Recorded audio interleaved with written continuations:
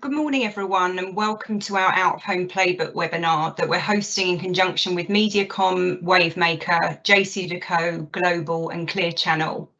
Now, we've spent a great deal of time over the past 15 months talking and hosting webinars about out-of-home's audience, specifically understanding changes in mobility and behavioural changes born out of the pandemic.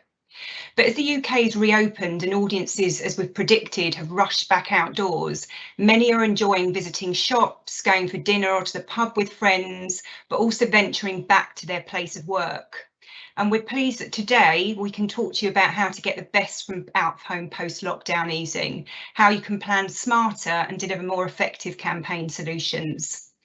And this webinar is to take you through the findings of a project that's been running for the past 18 months that we're calling the Out-of-Home Playbook. And at Kinetic, we believe that effective out-of-home planning considers the audience, so who'll be seeing the ad, with context, where and when they'll be seeing the ad. Out-of-home is nuanced, not all impacts are the same.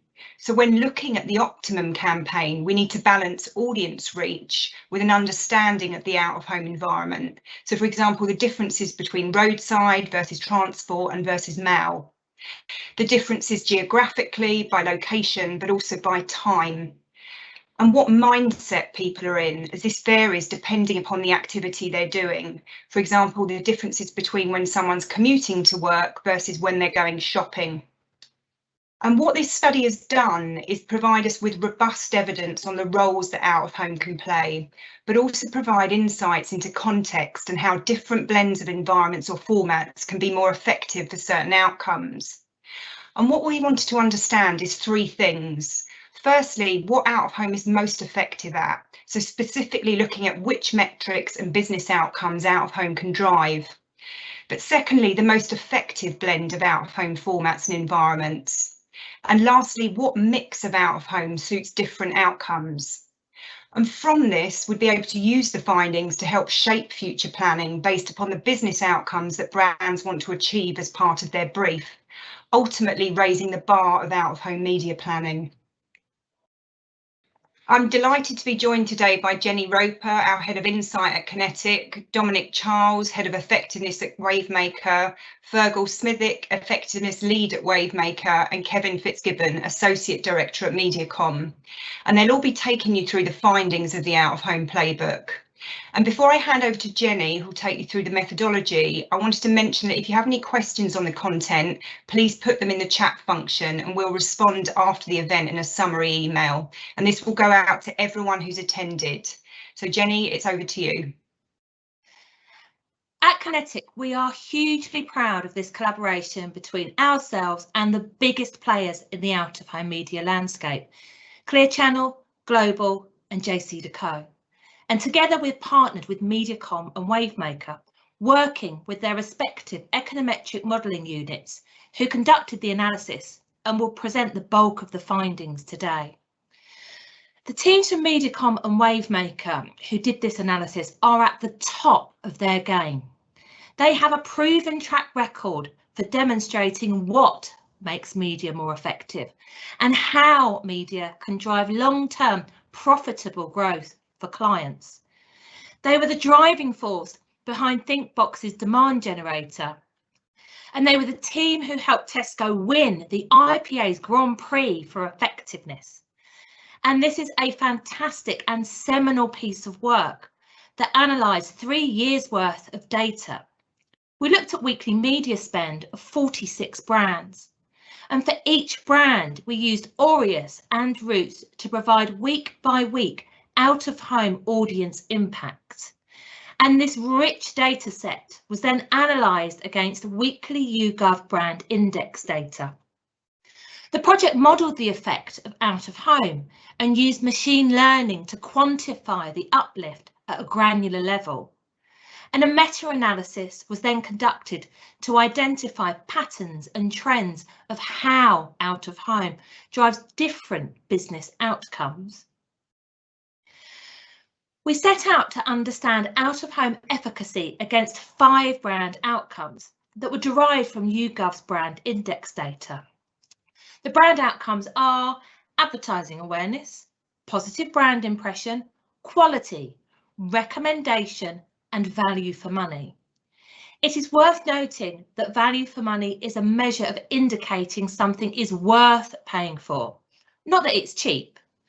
And today we will address the efficiency and effectiveness of out of home in driving these brand outcomes. Being cost efficient is just one part. You also need the media placement to be effective.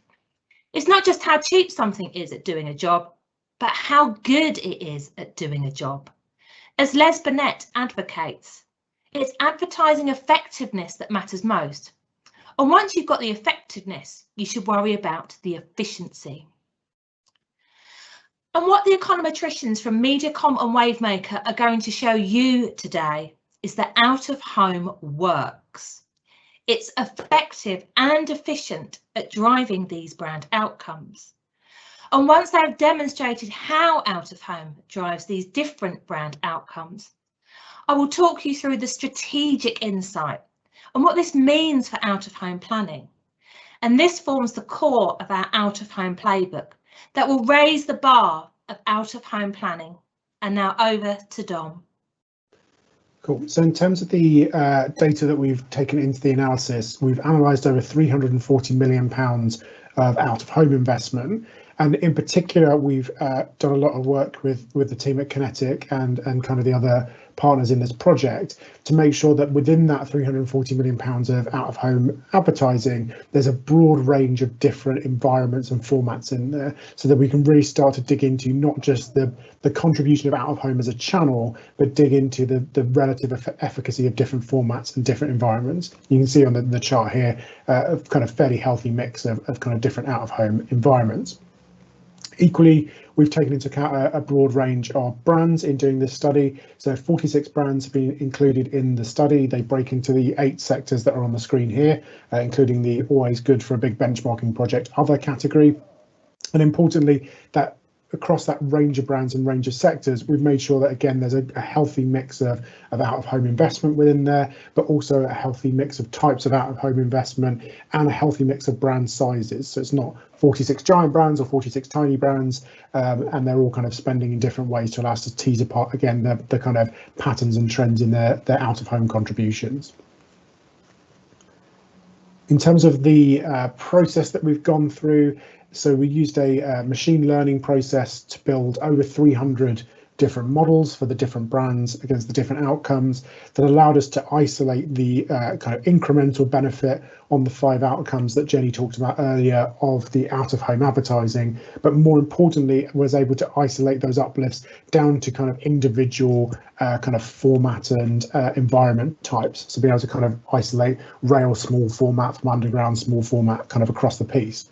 That all got fed into a giant meta-analysis, which is econometrician speak for giant spreadsheet, and that allowed us to kind of trawl through the data and look for the patterns and the trends that really kind of tell us where the sweet spots where out of home was really performing well and which types of out of home were performing well. And that's what you'll see today, which is kind of building into our playbook for more effective out of home planning and advertising going forward.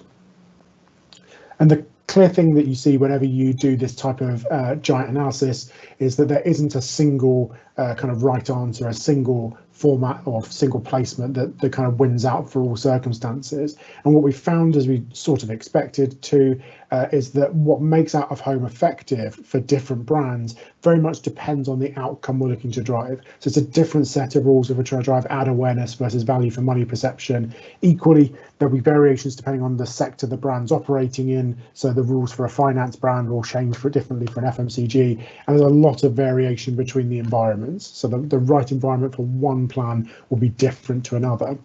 So although there's a lot of complexity in here, what we did find is we could find patterns and consistency within kind of individual metrics. So what we'll talk you through over the coming slides in the coming kind of minutes is 5 key considerations which make for better and more effective out-of-home planning. And broadly, these are aligned to those one for each of those kind of 5 metrics that Jenny talked about. So we'll start by talking around advertising awareness. This is effectively about how we break our brands salient, how we get people to kind of remember that they've seen our communications. And the key for the effective out-of-home planning is the role that large impactful formats have at driving those uplifts. Exactly that. So when we talk about ad awareness, we think about three factors specifically. So the memorability of each individual frame, the number of frames that are out there, which is intertwined with audience reach, and the cost of those frames. And for what this analysis has shown us is that actually we put a greater emphasis on the memorability aspect, which is more important than the number of frames purchased. And in fact, those bigger, bolder frames, which work well to drive the memorability aspect, is worth paying the cost premium for. So when first evaluating the efficiency of ad awareness, and by efficiency, we mean the cost per point of uplift. So we're looking for lower columns in this chart. What we can see is that the large formats, as represented by the pink column, tend to be lower than those for the small formats, which is the black column. So large formats are more efficient. Again, we can also see that special formats in green tend to be more efficient yet again than large formats. However, it's not all about efficiency, which is why we also look at effectiveness. And by effectiveness, we mean the cumulative volume uplift. That is the volume response. So in this case, although we saw that special formats tend to be quite efficient, they're not quite as effective as large formats. So in pink here, the largest uplifts are seen with the large formats. And this is pretty consistent across most of the sectors. Now, the reason we find that large formats tend to be more efficient and effective is about that memorability aspect. So it has a great capacity to make a large impact and drive memorability and thus advertising awareness. There are always exceptions. And in this case, the exception is within the FMCG sector, which is the third one in from the right-hand side. The reason that small formats tends to drive a stronger response within this sector is that FMCG brands tend to spend a larger share of their out-of-home budget on environments that are dominated by small format, such as retail environments, for example. It's also worth noting that the results may differ depending on the environment in which we're looking at. So overall, we found that larger formats tend to be more efficient, and this is particularly true for underground and roadside environments. However, as you can see from this chart, when we look at retail and rail environments, actually it's small formats that are more efficient. And part of the reason for that in particular with retail is that, again, as we've just discussed, retail tends to be a predominantly small format environment. We can also evaluate efficiency by environment, and from the right-hand side of this chart, we can see that overall, the most efficient environments are retail and underground environments, which are the orange and blue columns respectively. We can see that actually this is fairly consistent across all the sectors that we've included in this study as well, where these environments are found towards the sharper end of efficiency. We can also look at effectiveness, and a good example of why it's really important to also monitor effectiveness is that from this chart we can see from the green column that actually roadside environments are really effective at driving ad awareness. And part of the reason for that is that roadside, because of its nature, lends itself as an environment with a great capacity to invest in large format, thus being really effective at driving ad awareness. So to wrap up then for ad awareness, we know that it's memorability which really works for driving ad awareness. With that in mind, it's cut through an impact of the frames we are using, which takes a priority over the number of them. In order to achieve this, we should buy more premium frames for more prestige formats and environments. And this is worth paying for to drive memorability. Also, a note on smaller formats. If we're going to use smaller formats to drive ad awareness, it's going to require higher levels of investment and therefore more frames because effectiveness per exposure is lower. So as Fergal said, for advertising awareness, it's all about those larger frames that drive that memorability by kind of lodging themselves in people's memory by driving that standout. We now come on to talk about the role of out of home and where out of home is effective for positive brand impression. So this is about people having a general positive perception of the brand. And interestingly, in contrast to what we were just talking about with ad awareness, it's more around the smaller formats and the frequency they're able to drive that drives that positive perception of brands more effectively.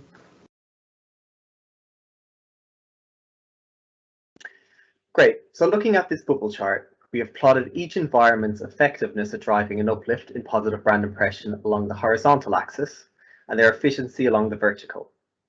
And what we can quite clearly see is that roadside stands out, given its ability to balance a high level of effectiveness with efficiency.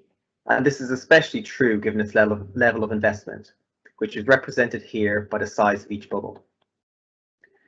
As was mentioned up front, roadside environments, which are the green bars on this chart, are a really effective way of driving a brand's impression levels when we split out the results by sector. This is due to the frequency that this format can deliver, and the same is true for underground across some but not all sectors.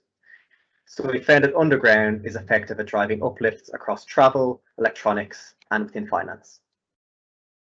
And within this, we have found that small formats are more efficient at driving the impression KPI, with larger formats and busts being less efficient. Specials are also an efficient way to drive positive brand impression. These are the low green bars on this chart. However, when we look at the overall volume contribution for specials, it is much lower than that of small formats, which actually drive the biggest uplifts across all sectors. Again, this highlights the importance of looking at both efficiency and effectiveness within these results. And so to recap, changing brand impression in out of home favors frequency over impact. Higher frequency, small format will generally win out for driving positive brand impression. We should be focusing on environments that have higher frequencies, like roadside and transport, and specials can be really efficient, but their volume contribution is low due to their limited reach. So as you can already start to see, the most effective ways of executing an out of home very much start to depend on the metrics we're looking to drive, be that the kind of role of the more standout, higher, larger format frames in the case of driving ad awareness, actually the kind of role of smaller, more kind of frequency driving formats in driving that positive perception of brands. The third area we'll then come on to talk to you about is around quality, and here it's very much around quality drives quality. The more kind of premium and prestigious the frame that we're buying, the more that flows through to the kind of perceptions of the brand itself. So to start off with a quality quote from Henry Ford, quality means doing it right when no one is looking. But as an advertiser, we're interested in what about when everyone is looking? That is, how do we drive the perception of a quality brand using out-of-home advertising? And our results tell us that this is by using quality formats and types, such as premium positions and special formats. So when evaluating out-of-home performance at driving quality, we've overlaid here efficiency as represented by the black column, with effectiveness as represented by the pink line.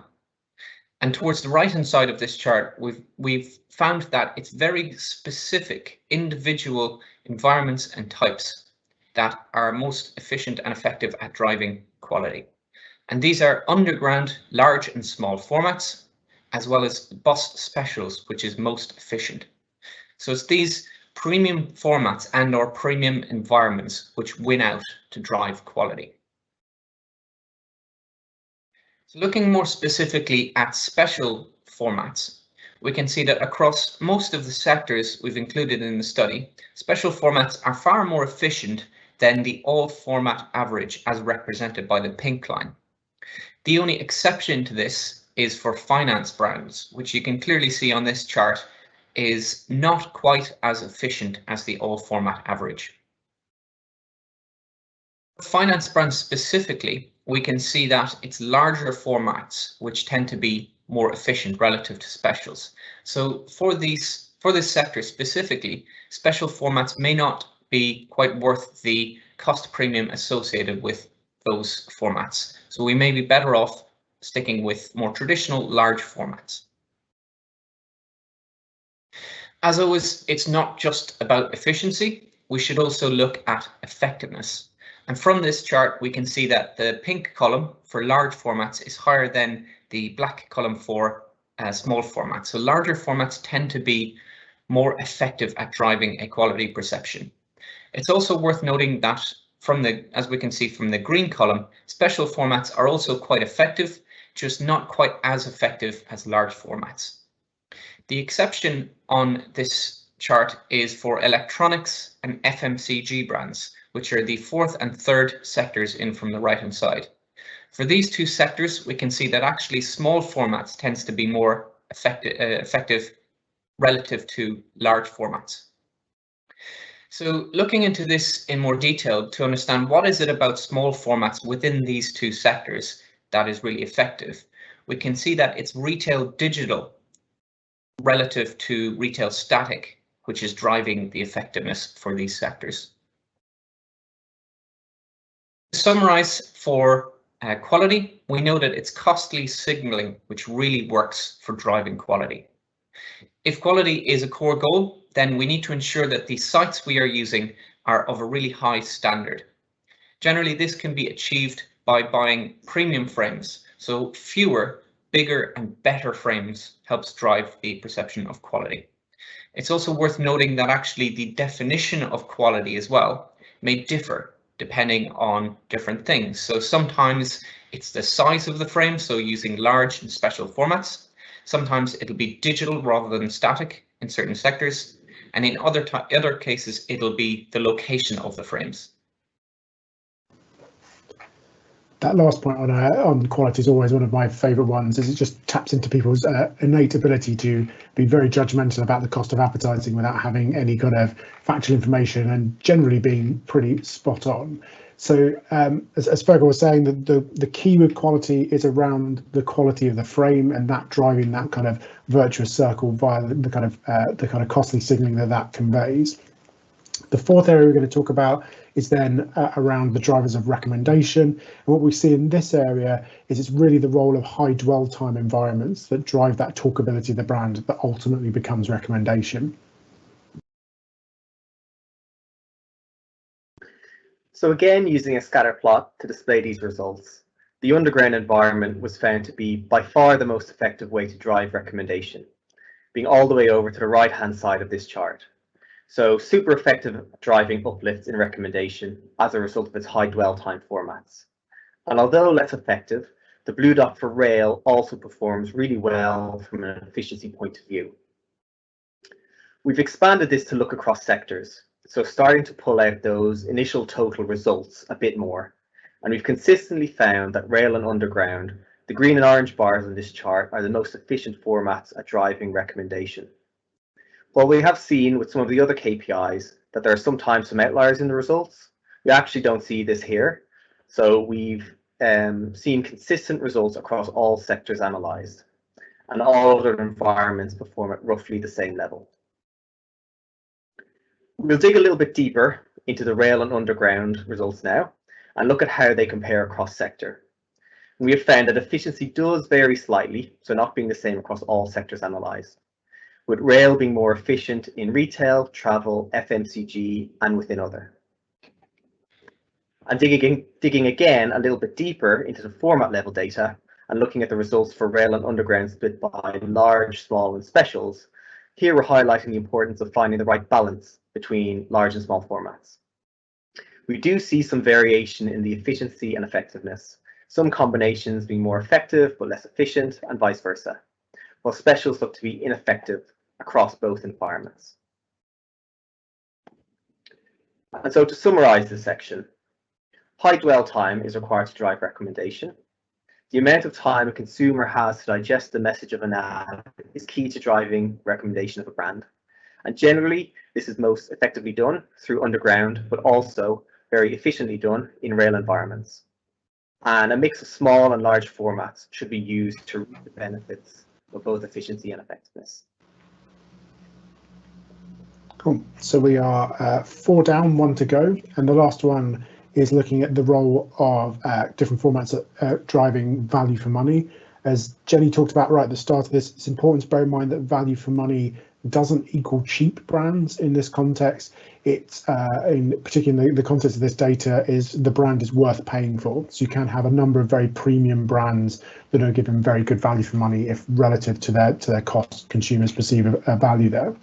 And what we see in the case of value for money is a similar sort of trend to recommendation. The transport environments in particular do very well for kind of value for money perceptions. Exactly that. So as you can see from this bubble chart, it's the transport environments such as underground, rail and bus, which tend to be found towards the lower end of this chart, meaning they are more efficient. It's also worth noting that underground stands out on the right-hand side as being most effective. So looking at the more efficient environments more specifically, we can see that it's the underground and rail environments in green and blue respectively that are most efficient compared to all others. And the reason we find this result is similar to recommendation. It's the high dwell time nature of these environments, which allows people a greater capacity to consume the full message of an ad and develop the sense of value for that brand. So looking at rail and underground environments in combination to work out which sectors benefit most from their efficiency, we can see from the black column that it's automotive and finance brands which are most efficient. Additionally, as you can see from the green line, it's finance brands and FMCG brands which see the highest volume uplifts. So therefore, finance brands have the best combination of efficiency and effectiveness of using these environments to drive value for money perception. So looking at efficiency by format for these two environments, we can see that it's large and special formats which tend to be much more efficient relative to small formats. As you can see, they have a much better cost per point of uplift. And the reason this is the case is because being a larger format, it grants consumers a better capacity to take in the full message of an ad, develop the affinity for that brand, again, similarly to develop the sense of value for the brand. As always, it's not just about efficiency, we should also look at effectiveness. So although we saw that specials were quite efficient, they're not quite as effective. As we can see, it's the pink column for large formats which are most effective. So larger formats are both most efficient and effective at driving value for money using rail and underground environments. For value, similar to recommendation, it's transport environments that are most effective. And it's the high dwell time nature of these environments which really works well for driving value. In terms of sectors, it's finance and automotive brands specifically, which benefit most from the efficiency of driving value for money using those environments.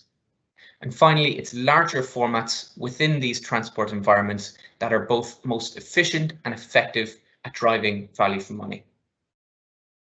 So there you have the key findings from this seminal project that demonstrates how you can utilise out of home to drive different brand outcomes. And here are the key outcomes for the out of home playbook. The key insight for ad awareness is about getting noticed. Out of home advertising needs to be memorable, and this can be achieved efficiently and effectively with large format. Cut through and impact are important. Size really does matter.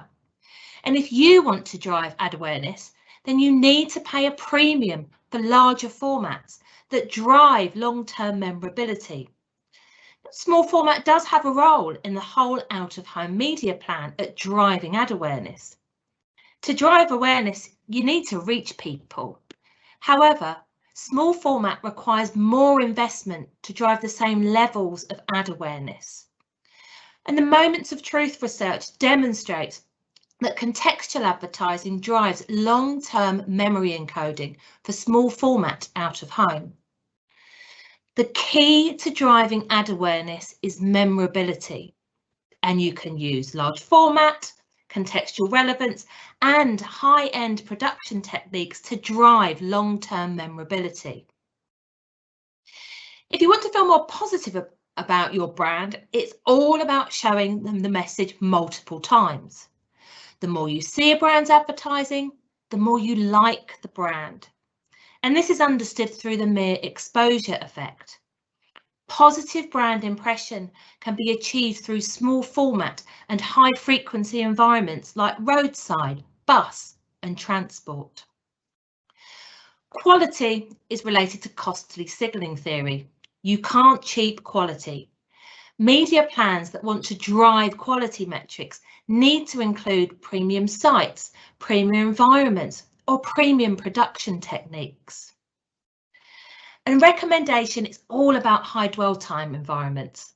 The more time you spend with out-of-home messaging, the more you can drive recommendation. When people are into a brand, then they're willing to spend more time with it.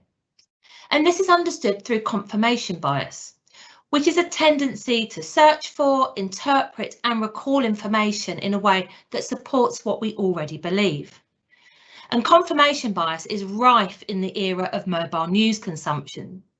We tend to read things, for example, if we are pro or anti-vaccine, that confirms what we already believe. Transport and mall are high dwell time environments. And another way to increase dwell time is to increase share of time on digital. And finally, value for money. Like recommendation, dwell time is key to driving value for money. And as with recommendation, transport formats are key to driving this business outcome. However, there is a difference. Large format plays a bigger role in driving this KPI. And this is because value for money is about feeling what you have bought is worth the money you paid for it. And this is related to the labour illusion. We use effort as a proxy for worth when assessing a service. And this is why large format plays a key role. And now over to Nicole. Thank you, Jenny. Hopefully you've found this session insightful and it's provided you with lots of evidence on firstly out-of-home effectiveness, but also the impact that different blends of format and environments can have. For out-of-home, smarter planning is not just about audience, as we mentioned at the beginning. And we'd like to leave you with a few elements to take into consideration based upon what you've heard from Jenny, Dominic, Fergal and Kevin. So firstly, if your out-of-home is working already, you don't necessarily need to change it. Perhaps start to consider how different blends can be used for different objectives or roles. Secondly, with audiences rushing back to life outdoors, roadside mail, point of sale reach is back to pre-COVID levels. Transport is going to be around 75% by the end of June and is set to return by September. So consider the impact of COVID on returning audiences in certain environments. And this is something that we're able to advise you on at Kinetic, as through our Journeys platform, we can track near real-time ability and behaviour across different environments and geographies, right the way down to frame level. And lastly, consider the creative message too. This will have a huge impact on the success of any campaign, irrespective of how good the planning is. So lastly, thank you to all of our speakers today, but also to our media owner partners, Global, Clear Channel and JCDecaux for their involvement in this project too. If you have any questions that you haven't already dropped into the chat function, please do drop Jenny and I a note and we'll come back to you. Alternatively, please reach out to your Kinetic contact on how this can be incorporated within your future out-of-home plans. Enjoy the rest of your day.